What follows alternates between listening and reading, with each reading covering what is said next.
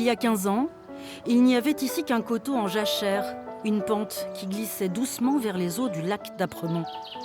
Une prairie, bordée par une pinède et quelques chênes. À force d'envie, d'imagination et surtout de travail, Daniel et Odile ont transformé ces 2 hectares en jardin d'abondance.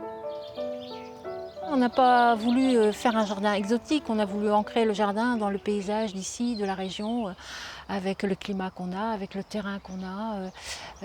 Voilà, de vraiment partir de ça, quoi. La forêt était là et le potager et le verger, on l'a créé.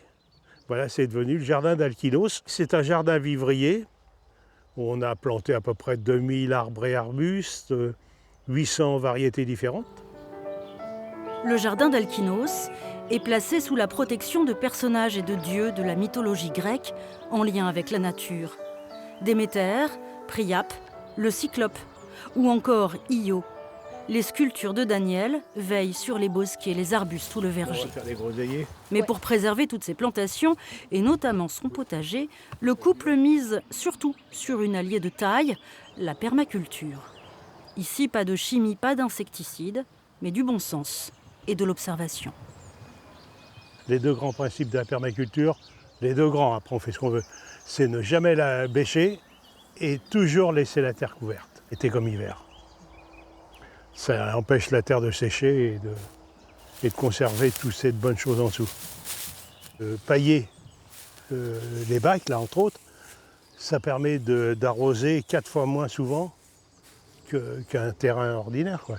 Ça conserve l'humidité et c'est excellent. Il faut faire gaffe à l'eau, hein.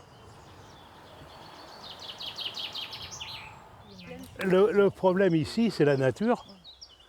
Ce sont les lapins, c'est bourré de lapins. Les lapins, les pigeons pour les légumes, les petits pois et tout ça. Et pour les groseilles, c'est les merlots. Les merlots, bon, il faut bien qu'ils vivent, mais nous, on a des confitures à faire.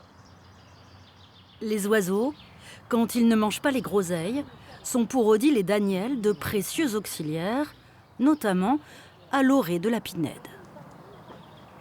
C'est à 6 h le soir, à la fraîche, les chenilles sortent de leur cocon pour aller manger les nouvelles aiguilles.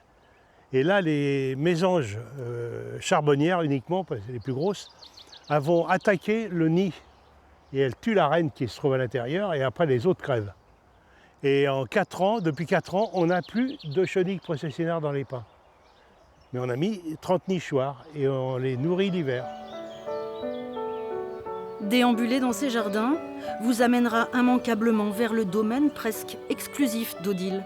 C'est elle qui règne sur le désespoir du singe, l'arbre à neige, les queues de vache ou encore le sorbier du Tibet.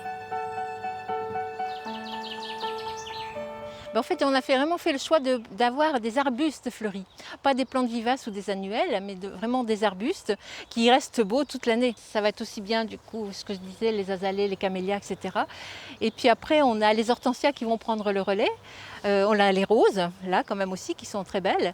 Et dans les arbustes, par exemple, on a un deutzia, on a un seringa. On aime beaucoup aussi les arbustes qui ont des parfums et qui apportent ce plaisir-là supplémentaire.